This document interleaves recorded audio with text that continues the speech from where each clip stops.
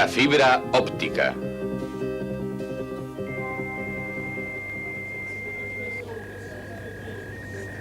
Un despacho en un futuro cercano. Aparentemente no han cambiado muchas cosas. Las personas se comunican por teléfono. Se transmiten información por fax y se conectan por ordenador formando redes. Pero fijémonos un poco más. El vehículo que lleva la información sí que ha cambiado. En lugar de cable coaxial, tenemos fibra óptica que transporta la información en forma de luz. La televisión recibe la información en forma de luz. ¿Cuál es el origen de esta revolución? Tenemos que buscar la solución en otra parte. Con el paso del tiempo, la transmisión de información ha ido ganando importancia. Esto significa que las formas de comunicación también han mejorado. Una solución consiste en reducir el tiempo necesario para comunicar algo. El código Morse, la radio y el teléfono sustituyen al correo más rápido.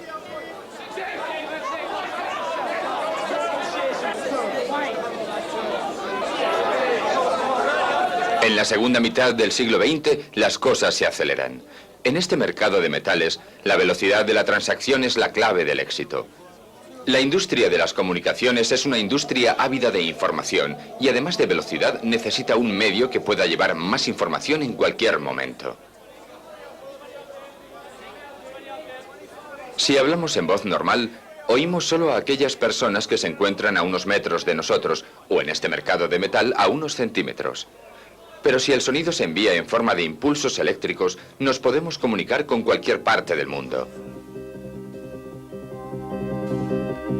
Una vez dentro del sistema, la información se convierte en una señal eléctrica y se transmite a través de los cables telefónicos. Luego, la señal se convierte en microondas, que se transmiten a través de distancias enormes, convertidas de nuevo en una señal eléctrica.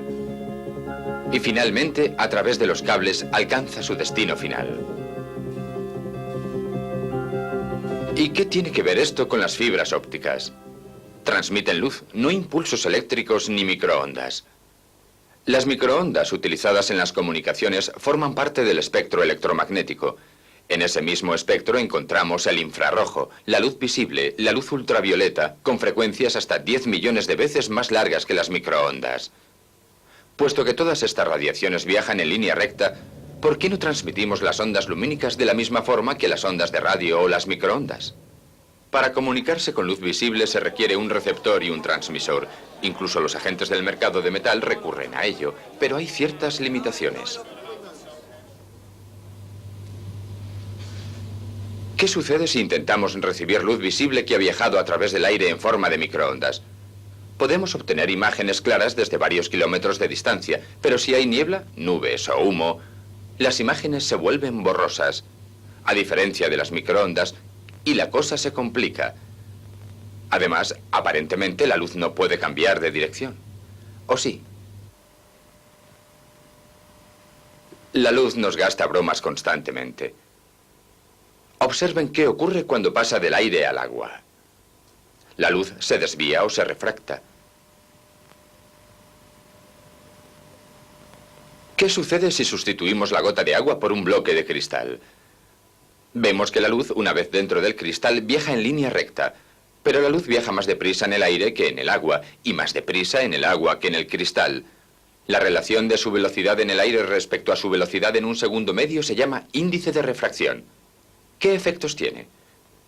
Ninguno cuando incide perpendicularmente sobre el bloque de cristal, pero si forma un ángulo con la superficie, la pérdida de velocidad hace que cambie de dirección. Si se continúa aumentando el ángulo, finalmente llega un momento en que se refleja dentro del bloque. La reflexión interna constituye la clave del funcionamiento de la fibra óptica. El ángulo en el que se refleja toda la luz se denomina ángulo crítico. El efecto se conoce con el nombre de reflexión interna total. En la fibra, la luz se refleja constantemente en la superficie hasta que sale por el otro extremo. Pero si doblamos una fibra óptica, la luz se escapa. ¿Por qué? En el punto en el que se dobla parte de la luz, incide en la superficie formando un ángulo menor que el ángulo crítico. Parte de la luz continúa reflejándose internamente, pero de la fibra se escapa una gran cantidad de luz. Tal vez lo entendamos si analizamos cómo se elaboran las fibras ópticas. La clave consiste en partir de cristal de sílice puro, sin impurezas que puedan interferir en el paso de la luz.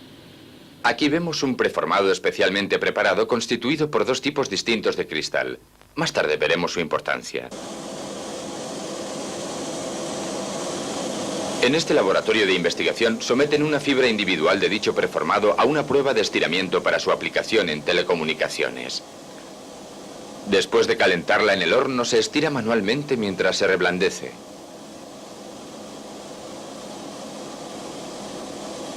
Se ensarta en un monitor que mide su anchura. Se pasa por la máquina de revestir que aplica un recubrimiento plástico y finalmente se enrolla en una bobina. Con un único preformado se pueden obtener fibras de cientos de metros de largo. La fibra completa está constituida por un núcleo interno de vidrio que transporta la luz, un encamisado de vidrio exterior y una capa protectora final. ¿Por qué se requiere este encamisado exterior de vidrio? Recuerden que, a pesar de la reflexión interna, se pierde luz cuando la fibra se dobla. Pero ya hemos visto que la luz viaja a distintas velocidades en distintos materiales a causa de sus distintos ángulos de refracción. La luz que pasa del agua al vidrio se desvía. Si añadimos un encamisado de vidrio exterior con un índice de refracción menor que el del núcleo, la mayor parte de la luz que se escape se desviará de nuevo hacia el núcleo interno. Esta fibra de dos capas significó el punto clave en la mejora de la transmisión de datos mediante fibras ópticas. Otro elemento crucial que afecta a la transmisión de la señal es la forma de conectar las fibras. En cualquier fibra óptica se producen pérdidas de señal denominadas atenuación. Son causadas por impurezas del vidrio y por variaciones del índice de refracción, factores ambos que provocan un incremento de la dispersión de la luz.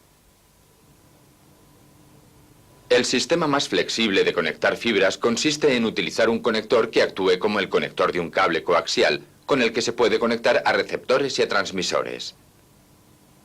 Pero los conectores tienen una atenuación relativamente elevada. Para mejorar la conexión necesitamos unir literalmente los cables. Una operación precisa considerando que la fibra no es más grande que un pelo humano. Para unir las fibras tenemos que desbarbar primero sus extremos, ya que es importante maximizar el contacto entre las superficies, puesto que las mayores pérdidas se producen allí. Las fibras se alinean automáticamente en la máquina de empalme y se soldan de forma que la unión se vea perfecta a pocos aumentos.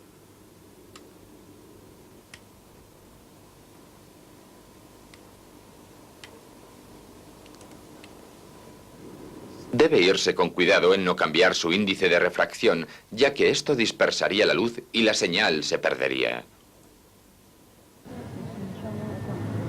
Cuando se tienen que conectar con cables puntos muy lejanos, como sucede con este cable submarino, la fibra óptica es aún más interesante. Un cable coaxial convencional padece una atenuación tal que se requieren repetidores cada 4 o 5 kilómetros, simplemente para amplificar la señal.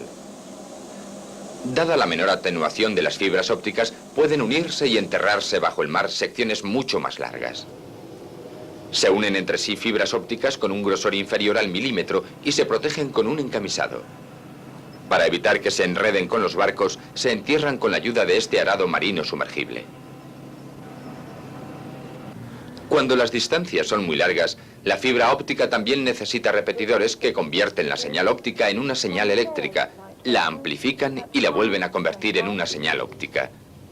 Pero una vez efectuadas las conexiones finales, la fibra óptica llevará muchas veces más cantidad de información que la fibra coaxial tradicional.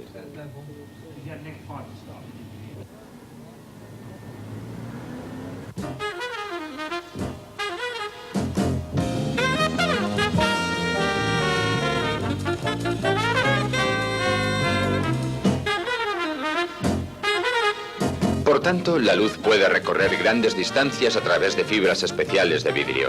Pero eso no explica cómo puede utilizarse para transmitir señales de audiofrecuencia o de televisión. La respuesta debe buscarse en el tipo de luz utilizada.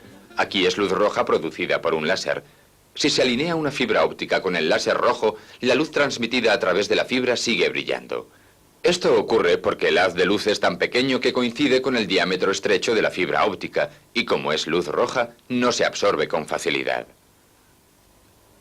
Si intentamos lo mismo con luz convencional, a causa de la atenuación, la transmisión es más pobre.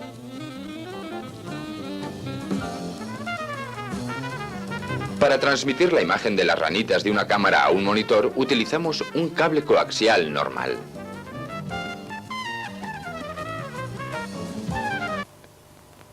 Pero, ¿y si lo sustituimos por un cable de fibra óptica? La señal es la misma. En realidad, a pesar de su tamaño, el cable óptico puede llevar muchas veces más cantidad de información que el cable coaxial. Si cortamos la fibra óptica, la señal tiene suficiente intensidad para transmitirse a través del aire.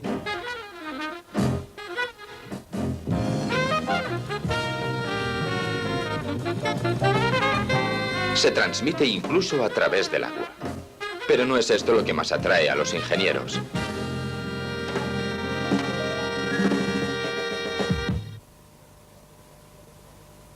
Las señales transmitidas con cables coaxiales padecen interferencias cuando atraviesan campos electromagnéticos de frecuencia elevada. Con fibra óptica, ese problema no existe. Ocupan menos, llevan más información a altas velocidades, pero paradójicamente no se han usado hasta hace poco para transmitir señales de vídeo a causa de su precio relativamente elevado. ¿Qué otras aplicaciones tiene?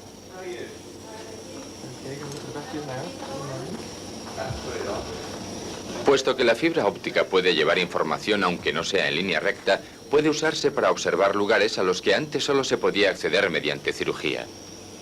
El cirujano utiliza un instrumento especial de fibra óptica que se llama endoscopio. Con él puede obtener imágenes increíbles.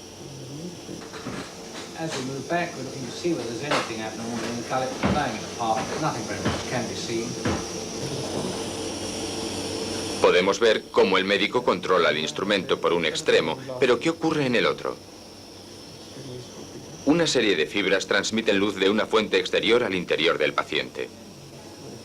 Una segunda serie de fibras se conectan a una lente que envía las imágenes al ocular del cirujano. Son fibras ópticas coherentes, manojos de fibras alineadas con precisión por ambos extremos. Uniendo miles de fibras, se consigue una imagen sin usar cámara electrónica alguna. Siempre que las fibras de un extremo presenten la misma alineación que las del otro extremo, actúan como una especie de periscopio que se puede doblar. A diferencia de los sistemas de telecomunicaciones que suelen usar rayos de luz láser de frecuencia única, este endoscopio utiliza luz de frecuencia mixta del espectro visible.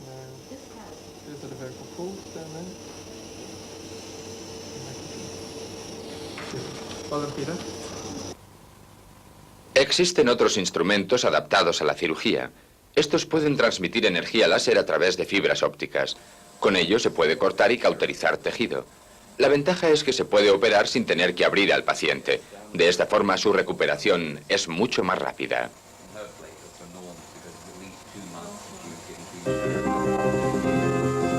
Pero a veces se precisa luz fría. El calor de la iluminación normal destruye la textura de los manuscritos viejos. Gracias a la iluminación con fibra óptica, el público tiene acceso a estos tesoros porque proporciona luz sin producir un calor excesivo.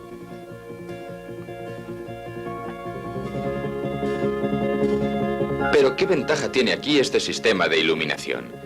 Las fibras ópticas son pequeñas y puede transmitirse luz desde un foco de luz situado fuera de la casita de muñecas a través de estas pequeñas tomas, manteniendo el impacto visual de la estructura sin tener que recorrer a una iluminación antiestética y molesta. ¿Qué depara el futuro a estas fibras tan versátiles? Su coste aún es elevado. Aunque la arena es un recurso común para ciertos propósitos, el vidrio se fabrica con arenas especiales y para conseguir una mejor transmisión deben añadirse otros elementos, lo que eleva su coste.